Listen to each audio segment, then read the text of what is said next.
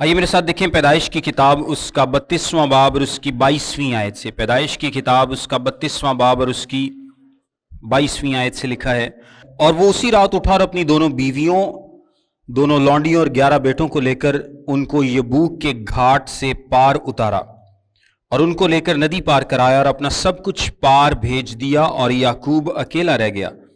और पौ फटते वक्त तक एक शख्स उससे कुश्ती लड़ता रहा, वहां उससे कुश्ती लड़ता रहा। जब उसने देखा कि वो उस पर गालिब नहीं होता तो उसकी रान को अंदर की तरफ से छुआ, और याकूब की रान की नस उसके साथ कुश्ती करने में चढ़ गई। और उसने कहा, मुझे जाने दे, क्योंकि पौ फट चली। याकूब ने कहा कि जब तक तू मुझे बरकत ना दे मैं तुझे जाने नहीं दूंगा। तब उसने उससे पूछा, तेरा नाम क्या है? उसने जवाब दिया, याकूब। उसने कहा, तेरा नाम आगे को याकूब नहीं बल्कि इसराइल होगा, क्योंकि तूने खुदा और आदमियों के साथ जोर आजमाई की और गालिब हुआ। तब याकूब ने उससे कहा, मैं तेरी मिन्नत करता हूं, तू मुझे अपना नाम बता दे। उसने कहा, तू मेरा नाम क्यों पूछता है? और उसने उसे वहां बरकत दी। और याकूब ने उस जगह का नाम फनीएल रखा और कहा, मैंने खुदा को रूबरू देखा तो अभी मेरी जान बची रही। और जब वो फनीएल से गुजर रहा था तो आफताब तुलू हुआ और वो अपनी रान से लंगड़ाता था। इसी सबब से बनी इसराइल उस नस को जो रान में अंदर की तरफ है आज तक नहीं खाते, क्योंकि उस शख्स ने याकूब की रान की नस को जो अंदर की तरफ से चढ़ गई थी छू दिया था। अब यहां पर 2-3 अहम सवाल हैं। सबसे पहला सवाल यह है कि यह शख्स कौन है, और दूसरा सवाल यह है कि इस कुश्ती से क्या मुराद है। ये जो रेसलिंग है, इसको अंग्रेजी में क्या बोलते हैं? रेसलिंग यानी कुश्ती। ये कुश्ती की नेचर क्या है, ये कौन सी कुश्ती है, और वो शख्स कौन था जिससे याकूब कुश्ती लड़ता रहा। अच्छा, जहां तक उस शख्स की बात है तो आप ये देखें कि याकूब ने ये कुश्ती स्टार्ट नहीं की, बल्कि किसने की है? उस शख्स ने। याकूब कुश्ती नहीं लड़ता रहा, बल्कि वो किसने स्टार्ट की है?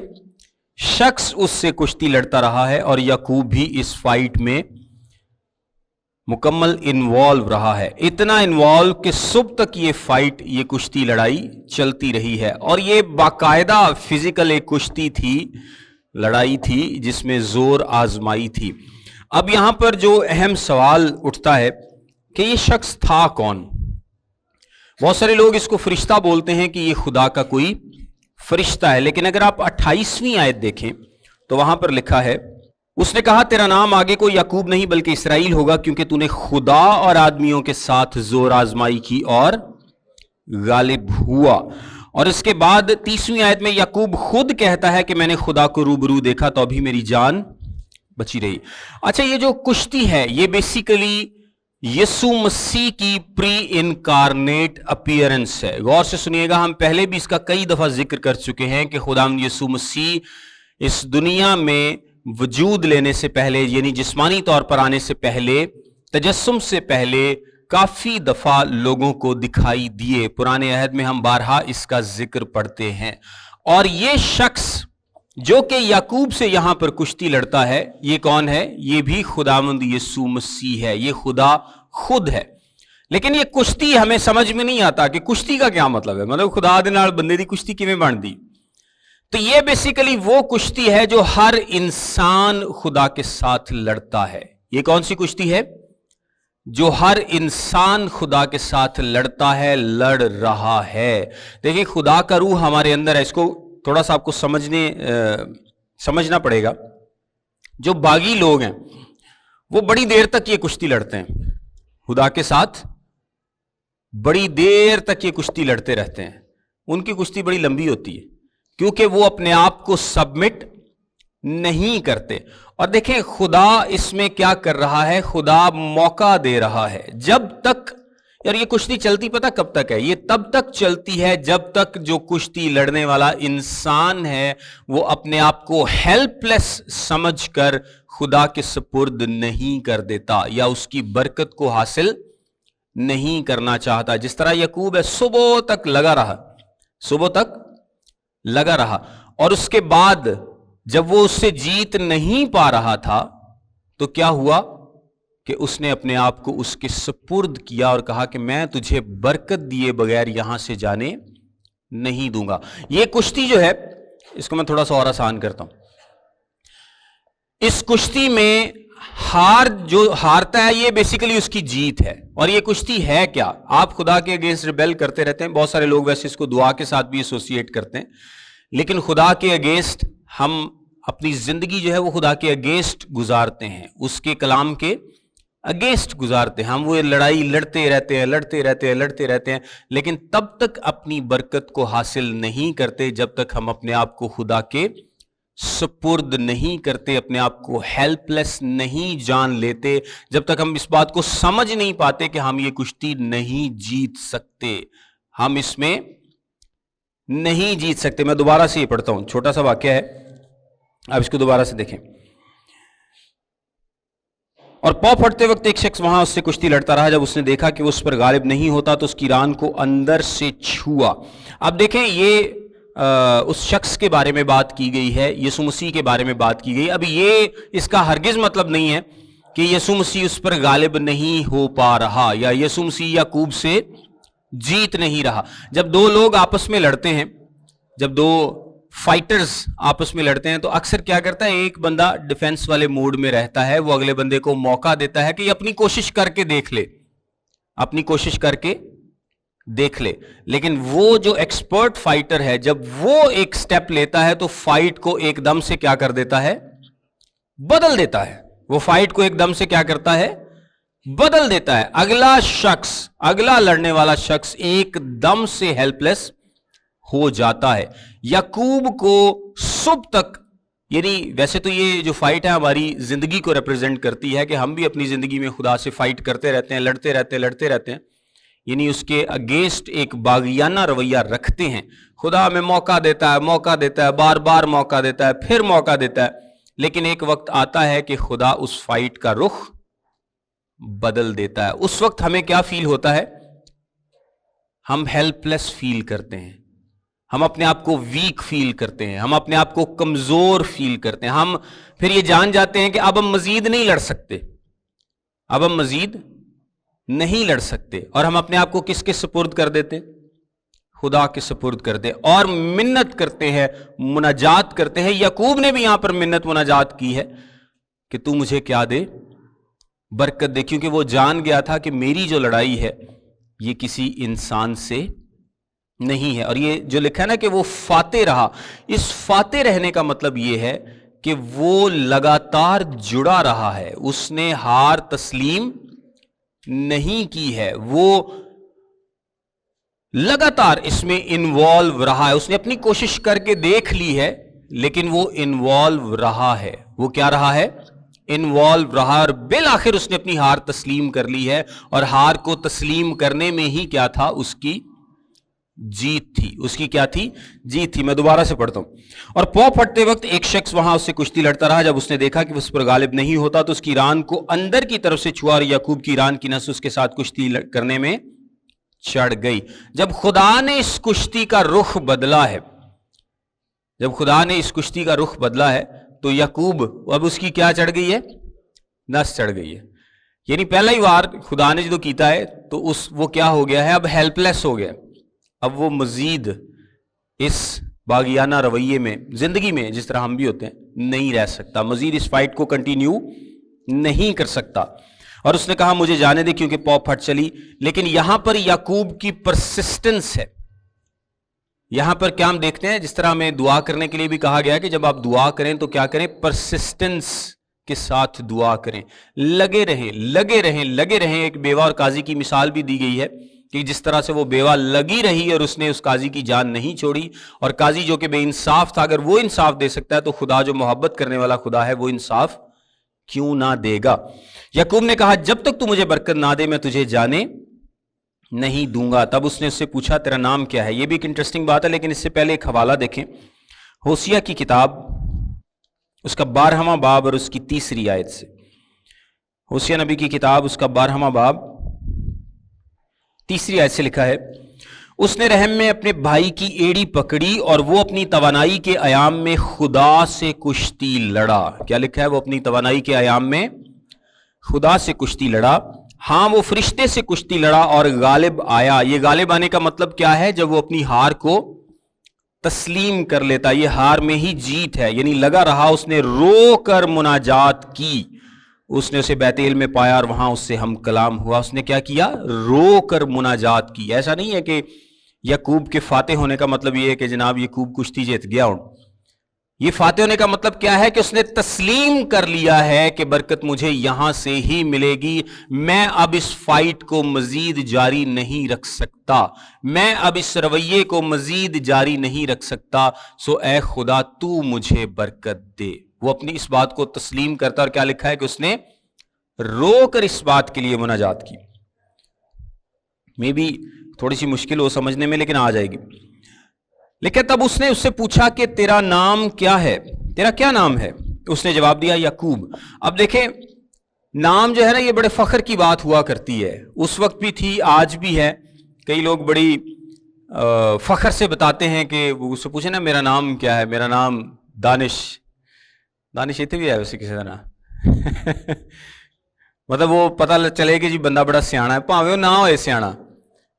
आपकी बात नहीं कर रहा, वैसे बता रहा हूं कि भावे बंदा नाम ही सियाना हो, ना दानिश रखा है तो फिर की करिए। तो नाम जो था वो आपके रोब को भी जाहिर करता है, आपकी पर्सनैलिटी को जाहिर करता है, आपकी शख्सियत को जाहिर करता है। तो जब याकूब से पूछा गया कि तेरा नाम क्या है, तो याकूब का कोई इतना अच्छा मतलब नहीं है, हम पहले भी देख चुके हैं उसका क्या मतलब है, एड़ी को पकड़ने वाला, हील ग्रैबर। और बड़ी नेगेटिव एसोसिएशंस हैं इस नाम के साथ। इसको धोखेबाज भी कहा जाता है, डंगा मारने वाला भी कहा जाता है, कॉन मैन भी कहा जाता है, मतलब चालाकियां करने वाला, धोखा देने वाला। ये सारे नेगेटिव बातें जो है इस नाम के साथ एसोसिएटेड है। अब याकूब के पास मौका है कि वो सच बोले अपनी शख्सियत के बारे में, और उसका जो नाम है वो उसकी शख्सियत को वाकई रिप्रेजेंट करता है, क्योंकि वो था भी इस तरह का। हम शुरू से देख रहे हैं ना उसकी शख्सियत में कि उसने अपने भाई को भी धोखा दिया, उसने अपनी कोशिशें करने की कोशिश की, उसने अपने बाप को धोखा दिया, बाद में धोखा उससे हुआ भी, उसने बाप को धोखा दिया, भाई को धोखा दिया, बाद में लाबन ने उसे धोखा दिया, और लिया और राखल के केस में भी उसके साथ धोखा हुआ। तो कभी वो धोखा देता है, कभी उसके साथ होता है, कभी वो झूठ बोलता है, कभी उसके साथ झूठ बोला जाता है। तो ये उसकी जिंदगी में चल रहा था। लेकिन अब की बार वो सच बोलता है कि उसने जवाब दिया याकूब, जो कि उसकी शख्सियत को रिप्रेजेंट करता है। उसने कहा तेरा नाम आगे कोई याकूब नहीं बल्कि इसराइल होगा, क्योंकि तूने खुदा और आदमियों के साथ जोर आजमाई की और गालिब हुआ। इसराइल का एक मतलब यह भी है कि गॉड रूल्स और गॉड फाइट्स, ये भी इसका मतलब है। बहरहाल अब उसका नाम क्या होगा? इसराइल। अब उसका नाम क्या होगा? इसराइल। पुराने नाम याकूब से अब उसका नाम क्या होगा? इसराइल होगा। लेकिन यहां से भी अगर आप देखें ना, यहां से ऑनवर्ड भी उसका नाम तब्दील कर दिया गया, लेकिन जितनी दफा उसको इसराइल पुकारा गया उससे डबल मर्तबा उसको याकूब पुकारा गया। इवन के इस कुश्ती के बाद, इस बरकत लेने के बाद भी जब उसका नाम तब्दील किया गया है, उसको ज्यादातर याकूब ही पुकारा जाएगा।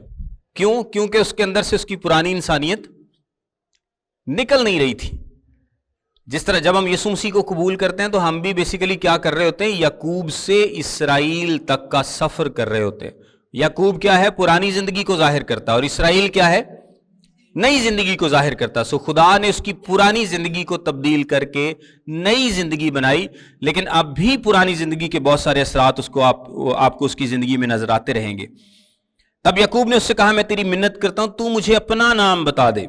मैंने आपको पूछा ना कि बताया कि नाम जो है इसमें एक बड़ी बात पाई जाती थी। अगर किसी को किसी का नाम ही पता ना, आजकल तो वैसे सबको सबके नाम पता होता है, तो इसका यह भी मतलब होता था कि मुझे उसका नाम पता है या मैं उसको जानता हूं, तो ये आपके ताल्लुक को भी, एक इंटीमेट ताल्लुक को भी जाहिर करता है। तो वो कहता है कि तू मुझे अपना नाम बता दे, लेकिन उसको आगे से ना का जवाब मिलता है, और लिखा है उसने कहा तू मेरा नाम क्यों पूछता है, और उसने से वहां बरकत दी। और याकूब ने उस जगह का नाम फनीएल रखा और कहा मैंने खुदा को रूबरू देखा तो अभी मेरी जान बची रही। अब यहां पे याकूब पे फजल हुआ, उसने खुदा को रूबरू देखा, खुदा के साथ कुश्ती लड़ी तो अभी उसकी जान बची रही। तो ये क्या फजल आपके साथ और आप पर और मुझ पर नहीं हुआ कि हम भी अपनी बागियाना जिंदगी में, बागियाना रवैये में हमेशा लड़ते रहते हैं? مزاحمت کرتے رہتے ہیں نا, خدا کو رنجیدہ کرتے. پرانے عہد میں بھی لکھا تھا, خدا نے کہا کہ میری روح انسان کے ساتھ مزاحمت نہ کرتی رہے گی. سو ہم بھی مزاحمت کرتے رہتے ہیں, لڑتے رہتے ہیں, اپنے آپ کو سپرد نہیں کرتے, اپنی زندگی اس طرح سے گزارتے ہیں, لیکن پھر بھی زندہ ہیں. آپ نے کبھی غور کیا اتنی غلطی کرنے کے باوجود, اس ساری کشتی کے باوجود جو کہ ہم خدا کے روح کے اگینسٹ کر رہے ہوتے ہیں, ہم کس کے اگینسٹ گناہ کرتے ہیں؟ خدا کے اگینسٹ گناہ کرتے ہیں. تو اس ساری کشتی کے باوجود ہم زندہ ہیں. تو یہ کیا ہے؟ خدا کا فضل ہے, یہ خدا کا فضل ہے. اور جب فنیل سے گزر رہا تھا تو آفتاب طلوع ہوا اور وہ اپنی ران سے لنگڑاتا تھا. اب وہ اس کی جو نس چڑھ گئی ہے نا, اب یہ لنگڑاتا رہے گا اپنی عمر بھر. اس کو کیا ہوگا؟ ہر قدم پر یہ بات یاد آئے گی. کیا ہوگا؟ ہر قدم پر خدا کا یہ فضل اس کو یاد آئے گا. جیسے ہی وہ ایک سٹیپ اٹھائے گا, جس طرح ہمارے ساتھ بھی اکثر ہوتا ہے نا کہ کوئی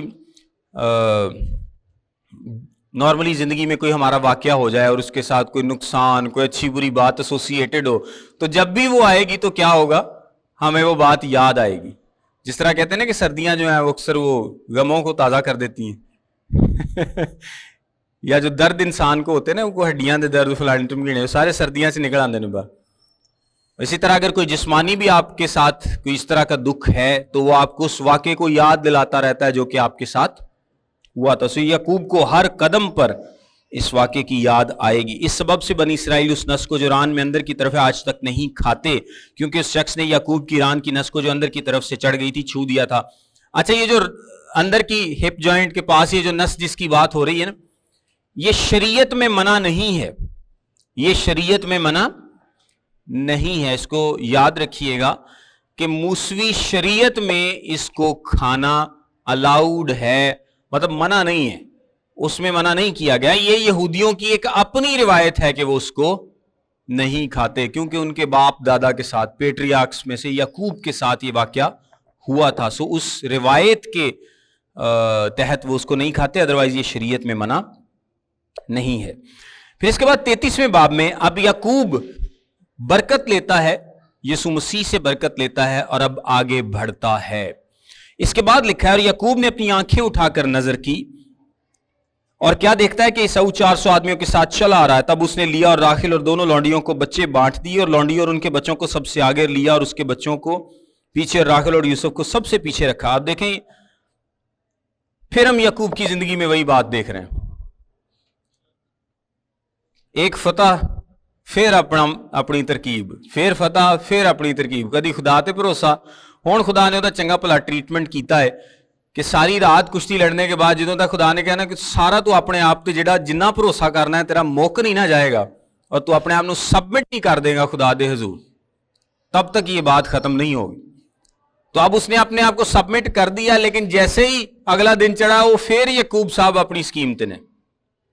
یہ ہماری زندگی میں بھی ایسے ہی چلتا ہے, کسی میں کم کسی میں زیادہ. اب اس نے ایک طرف داری والا کام کیا ہے کہ لونڈیوں کے بچوں کو اس نے آگے کر دیا کہ چل اگر عیساؤ آئے گا حملہ کرے گا تو سارے نے پہلے مرن, اور بعد لیا اور راخل اور اس کے بچوں کو سب سے پیچھے. یعنی ابھی تک اس کے ذہن میں خوف ہے. خدا نے اس سے وعدہ کیا, اس کو فرشتے نظر آئے, یسوع مسیح خود اس سے ملاقات کرتا, اس کو پتہ بھی چل جاتا ہے کہ یہ کوئی انسان نہیں ہے. وہ برکت بھی لے لیتا ہے, اس کا نام بھی تبدیل کر دیا جاتا ہے, وعدے اس کے ساتھ ہیں, اس کے ماں باپ اس کے باپ دادا کے ساتھ وعدے ہیں, اس کے ساتھ وعدے ہیں, لیکن ان سب کے باوجود وہ پھر ڈر رہا ہے کہ عیساؤ کیا کرے گا, مجھے مار دے گا. اور وہ خود ان کے آگے آگے چلا اور اپنے بھائی کے پاس پہنچتے پہنچتے 7 بار زمین تک جھکا. لیکن اب کی بار ایک جو ڈفرنس آیا ہے کہ اس نے گول تو بنا دی ہیں, ڈر اس کے اندر ہے, لیکن ایک جو اچھا کام اس نے یہ کیا کہ اب وہ خود پیچھے نہیں بلکہ خود ان کے آگے آ گیا. اور عیساؤ اس سے ملنے کو دوڑا اور اس سے بغل گیر ہوا اور اسے گلے لگایا اور چوما اور دونوں روئے. پھر اس نے آنکھیں اٹھائیں اور عورتوں اور بچوں کو دیکھا اور کہا یہ تیرے ساتھ کون ہے؟ اس نے کہا یہ وہ بچے ہیں جو خدا نے تیرے خادم کو عنایت کی ہیں. تب لونڈیاں اور ان کے بچے نزدیک آئے اور اپنے آپ کو جھکایا. پھر لیا بچوں کے ساتھ نزدیک آئی اور وہ جھکے, اور آخر کو یوسف اور راخل پاس آئے اور انہوں نے اپنے آپ کو جھکایا. پھر اس نے کہا اس بڑے گول سے جو مجھے ملا تیرا کیا مطلب ہے؟ اس نے کہا یہ میں اپنے خداوند کی نظر میں مقبول ٹھہروں. تب عیساؤ نے کہا میرے پاس بہت ہے, اے میرے بھائی جو تیرا ہے وہ تیرا ہی رہے. اور یہ بڑا اچھا میں سمجھتا ہوں ایک بابرکت بات ہے جو عیساؤ نے کہی ہے کہ میرے پاس بہت ہے. بعد میں یعقوب بھی کہے گا کہ میرے پاس بہت ہے. اور آج اگر ہم بھی یہ بات کہہ سکیں کہ میرے پاس بہت ہے تو یہ ایک بابرکت بات ہے. یہ کیا ہے؟ یہ خدا کی شکر گزاری ہے. لیکن ہم میں سے اکثر یہ نہیں کہتے. اکثر کیا کہتے ہیں؟ بھائی جی ہے ہی کونی، ہے ہی کونی، کچھ بھی نہیں جی، مر گئے رڑ گئے جناب، پلے ہی کچھ نہیں رہا، کھ بھی نہیں، خرچے نہیں پورے ہوندے، یہ وہ، ناشکری ناشکری ناشکری، اتنی ناشکری. وہ جڑا کہندا نا میرے کو ہے ہی کونی، وہ کو ہوندا بھی کونی ویسے. لیکن یہ کیا کہتا ہے کہ میرے پاس بہت ہے. ہمیں بھی ویسے خدا کی شکر گزاری کرنی چاہیے اس تمام کے لیے جو ہمارے پاس موجود ہے. یعقوب نے کہا نہیں، اگر مجھ پر تیرے کرم کی نظر ہوئی ہے تو میرا نذرانہ میرے ہاتھ سے قبول کر، کیونکہ میں نے تو تیرا منہ ایسا دیکھا جیسا کوئی خدا کا منہ دیکھتا ہے، اور تو مجھ سے راضی ہوا. سو میرا نذرانہ جو تیرے حضور پیش ہوا اسے قبول کر لے، کیونکہ خدا نے مجھ پر بڑا فضل کیا ہے اور میرے پاس سب کچھ ہے. اب یعقوب بھی کیا کہہ رہا ہے کہ میرے پاس سب کچھ ہے. یہ اچھی بات ہے. غرض اس نے اسے مجبور کیا، تب اس نے اسے لے لیا. اچھا، کیوں ضروری تھا کہ جو عیساؤ ہے وہ اس گفٹ کو ایکسیپٹ کر لے؟ اس لیے ضروری تھا کیونکہ اس زمانے میں جب گفٹ کو یا تحفے کو قبول کر لیا جاتا تھا تو اس کا مطلب تھا کہ اب، اور تحفہ صرف دوستوں سے لیا جاتا تھا، دشمن سے تحفہ نہیں لیا جاتا تھا. اگر آپ کسی سے تحفہ قبول کر رہے ہیں تو اس کا مطلب ہے کہ اب وہ آپ کا دوست ہے اور اسے آپ سے خطرہ نہیں ہونا چاہیے. سو یعقوب میک شور کر رہا ہے کہ یہ میرا تحفہ قبول کر لے تاکہ یہ مجھے اپنے دوستوں کی کیٹیگری میں ڈالے، نہ کہ دشمنوں کی. اور اس نے کہا اب ہم کوچ کریں اور چل پڑیں اور میں تیرے آگے آگے ہو لوں گا. اس نے سے جواب دیا میرا خداوند جانتا ہے کہ میرے ساتھ نازک بچے اور دودھ پلانے والی بھیڑ بکریاں اور گائے ہیں. اگر ان کو ایک دن بھی حد سے زیادہ ہنکائیں تو سب بھیڑ بکریاں مر جائیں گی. سو میرا خداوند اپنے خادم سے پیشتر روانہ ہو جائے اور میں چوپایوں اور بچوں کی رفتار کے مطابق آہستہ آہستہ چلوں گا. چلتا ہوا اپنے خداوند کے پاس شعیر میں آ جاؤں گا. تب عیساؤ نے کہا مرضی ہو تو میں جو لوگ میرے ہمراہ ہیں ان میں سے تھوڑے تیرے ساتھ چھوڑتا جاؤں. اور یعقوب دلوں نہیں چاہ رہا کہ تھے کچھ بھی چھاڑ کے جائے. یقین کرو، ورنہ نے خود کہہ دینا سی یار کچھ بندے چھاڑ جاؤ، کوئی ہیلپ کرا دیں گے. اس نے کہا اس کی کیا ضرورت ہے، میرے خداوند کی نظر کرم میرے لیے کافی ہے. تب عیساؤ اسی روز الٹے پاؤں شہر کو لوٹا. اور یعقوب سفر کرتا ہوا سکات میں آیا اور اپنے لیے ایک گھر بنایا اور اپنے چوپایوں کے لیے جھونپڑے کھڑے کیے. اسی سبب سے اس جگہ کا نام سکات پڑ گیا. یہاں پر دیکھیں یعقوب نے پھر وہی کام کیا. خدا نے عیساؤ سے یعقوب کو بچایا کہ عیساؤ اس سے بڑی خوشی کے ساتھ ملا. اور یعقوب نے پھر کیا غلطی کی کہ اس نے کہا کہ ساؤتھ کو جانا ہے تو یعقوب کہا کہ ہاں ہاں تو چال میں تیرے پیچھے آ رہا. اور گیا وہ کس سائڈ پہ؟ نارتھ. ادھر دی بجائے ادھر نو طور پہ. یعنی اس نے کیا کیا؟ پھر اپنے بھائی سے جھوٹ بولا. شخصیت اتنی جلدی نہیں بدلتی. ابھی تک دیکھیں کہ اتنے واقعات کے بعد یعقوب ابھی تک کیا کر رہا ہے؟ اپنے بھائی سے جھوٹ بول رہا ہے. اور ایک اور غلط کام اس نے کیا کیا؟ لکھا ہے سکات میں آیا اور اپنے لیے ایک گھر بنایا. یہ گھر پرماننٹ اسٹیبلشمنٹ کو ظاہر کرتا ہے. اٹاں گاریاں والا گھر بنایا انہیں، جھونپڑی نہیں بنائی. اور خدا نے کیا کہا تھا کہ یہ جو پیٹریاکس یا جو بزرگ ہیں یہ کنعان میں کیسے رہیں گے؟ بالکل عارضی طور پر رہیں گے. وہاں پر پرماننٹ اسٹیبلشمنٹ یا اپنے گھر نہیں بنائیں گے. یہ خیموں میں رہیں گے.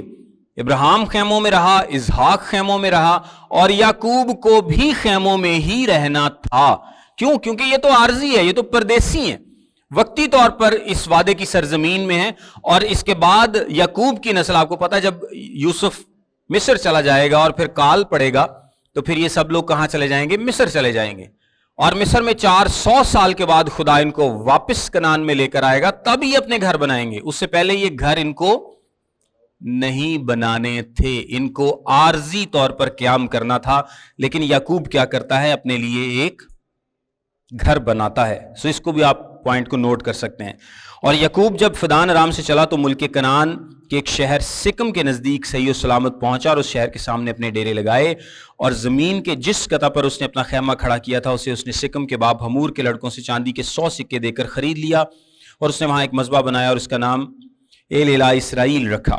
اچھا، یہاں پر میں نے آپ کو بتایا کہ وہ اپوزٹ سائڈ پر چلا گیا. خدا اس سے انیشلی خدا نے کیا ریکوائر کیا تھا کہ وہ بیتیل کو جائے. کہاں جائے؟ بیتیل کو جائے. لیکن وہ اپنے بھائی سے بھی جھوٹ بولتا ہے اور وہ خدا کی مقرر کردہ جگہ پر بھی نہیں جاتا اور بلکہ کہاں چلا جاتا ہے؟ سکم میں چلا جاتا ہے.